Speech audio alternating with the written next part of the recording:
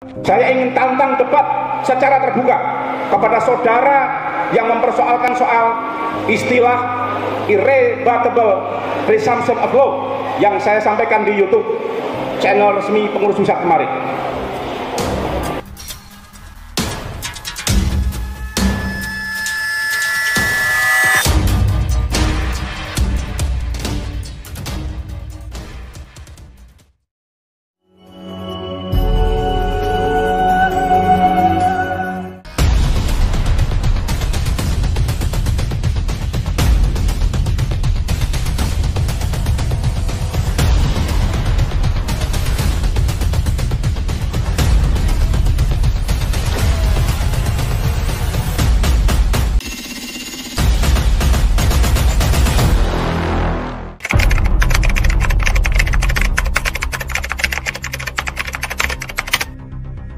Assalamualaikum warahmatullahi wabarakatuh.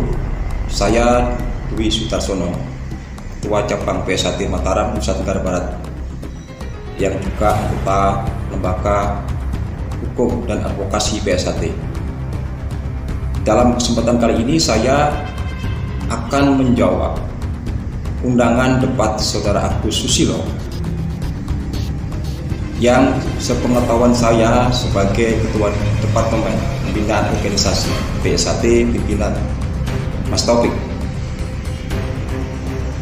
Saudara Agus Susilo mengklaim bahwa putusan kasasi 619 K/Tun/2018 tanggal 27 November 2018 sebagai bukti tak terbantahkan, atau dalam istilah dia juga disebut sebagai irrebuttable presumption of law.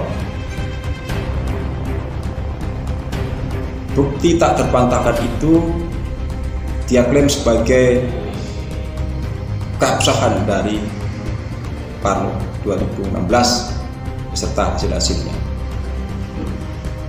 Nah, saya ingin menguji dua putusan ini dengan mengajukan dua pertanyaan. Apakah PSAT yang diwakili oleh Mas Taufik dapat digugat dan dapat kalah di pengadilan? Yang kedua, apakah putusan kasasi 619 ini menimbulkan hak dan kewajiban terhadap PSAT kepengurusan Mas Murjoko dan Mas Isu Biantoro, masing-masing selaku Ketua Umum dan Ketua Dewan Pusat? Mari kita jawab bersama-sama. Sebagai penggugat di dalam perkara 619 ini adalah PSAT yang diwakili oleh Muhammad Taufik, atau kita panggil sebagai Mas Taufik.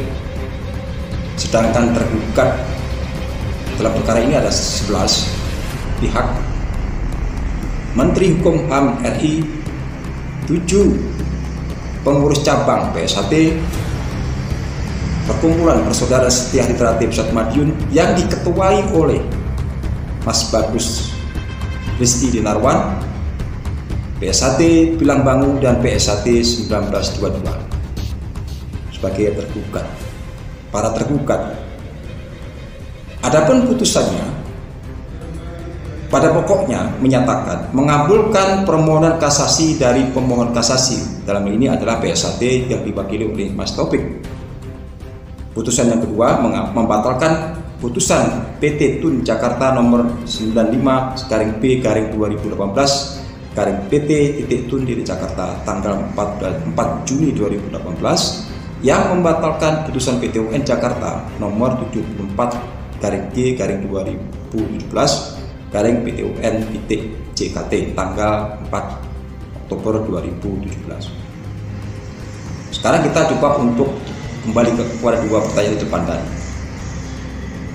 Kita uji ketikdayaan dari putusan kasasi 619 ini. Apakah Badan Hukum Perkumpulan PSAT pimpinan Mas Taufik masih dapat digugat dan dapat kalah di pengadilan? Jawabnya adalah bisa. Ada 3 alasan. Alasan pertama, PSAT yang diwakili oleh Mas Taufik kalah di sengketa Badan Hukum melawan Mas Murjoko yang jatuh pada tanggal 2 Februari 2021 dengan nomor perkara 29K/TUN/2021. PS1 pimpinan Mas Taufik juga kalah di dalam sengketa merek PS1 dan S1 dengan nomor perkara 40K/BDT.sus/HKI/2021 yang jatuh pada tanggal 25 Januari 2021. Alasan yang kedua, objek sengketa ini bukan keabsahan paruh 2016, makanya dia kalah. Tetapi perkara kasasi nomor 6/19 ini adalah soal 13 SK Menteri Hukum dan HAM dari para tergugat, bukan keabsahan paruh. Ini harus dipahami bersama. Ya. Alasan yang ketiga, salah satu pertimbangan hukum dari putusan kasasi nomor 29 dan 40 ini adalah karena Mas Taufik selaku Ketua Umum PS1 hasil paruh 2016 telah dibatalkan oleh Majelis Syuro dan tidak terpilih kembali dalam paruh 2017. Ini juga perlu diingat, ini adalah pertimbangan hukum dari putusan kasasi nomor 29 dan 40 tahun 2021 yang menjadi pertimbangan hukum kenapa Mas PS1 yang diwakili Mas Taufik kalah di perkara ini, ya, perkara sengketa merek dan badan hukum. Kita jawab pertanyaan yang kedua, apakah perkara atau putusan kasasi nomor 6/19 ini menimbulkan hak dan kewajiban terhadap PS1 kepengurusan Mas Muljoko sebagai Ketua Umum dan Mas Subiantoro sebagai Ketua Dewan Pusat? Jawabnya tidak berpengaruh, tidak memiliki implikasi hukum. Setidaknya ada dua alasan. Pertama, Mas Muljoko selaku Ketua Umum hasil paruh 2017 tidak sebagai tergugat dan penggugat, jadi tidak mungkin kalah di pengadilan. Karena memang Mas Muljoko tidak sebagai pihak di dalam perkara kasasi 6/19. Alasan yang kedua, putusan kasasi tidak menimbulkan hak dan kewajiban hukum karena memang Mas Taufik telah diberhentikan oleh Majelis Syuro sebagai Ketua Umum dan tidak terpilih kembali dalam paruh 2017. Itu yang menjadi pertimbangan hukum.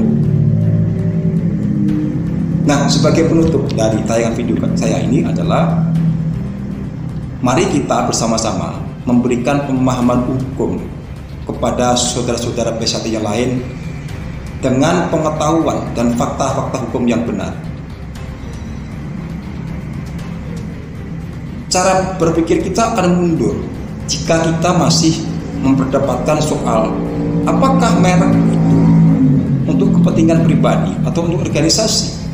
Karena sudah jelas bahwa putusan kasasi nomor 40 menjelaskan bahwa merek PS1 dan S1 bukan hak milik dari PS1 pimpinan Mas Taufik, tetapi atas nama Mas Subiantoro yang juga kebetulan sebagai Ketua Dewan Pusat. Dan merek PS1 dan S1 dapat dipergunakan oleh warga-warga PS1 sepanjang sesuai dengan ketentuan organisasi. Yang terakhir, pesan saya kepada saudara Agus Susilo, kita sudah memilih menyelesaikan sengketa PS1 ini dengan secara elegan di pengadilan. Untuk itu kita harus menghormati hukum. Mari kita tegakkan supremasi hukum agar kita bisa segera menyawiji. Wassalamualaikum warahmatullahi wabarakatuh. Salam persaudaraan.